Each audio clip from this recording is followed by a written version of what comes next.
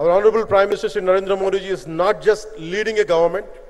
ఆయన ప్రభుత్వాన్ని ఒకటే నడపట్లేదు, రెండు తరాలని నడుపుతూ ఒక ఆల్ఫా రాబోయే ఇప్పుడు పుట్టిన బిడ్డలకి దిశానిర్దేశం చేస్తున్నారు. అలాంటి మన ఆత్మనిర్భర్ భారత్ ఎవరి మీద ఆధారపడకుండా దేశం తలెత్తి చూసేలాగా మేము సేవకులం కాదు, మేము భాగస్వామ్యం వహిస్తాం. మేము దేశానికి ప్రపంచానికి దిశానిర్దేశం చేస్తాం.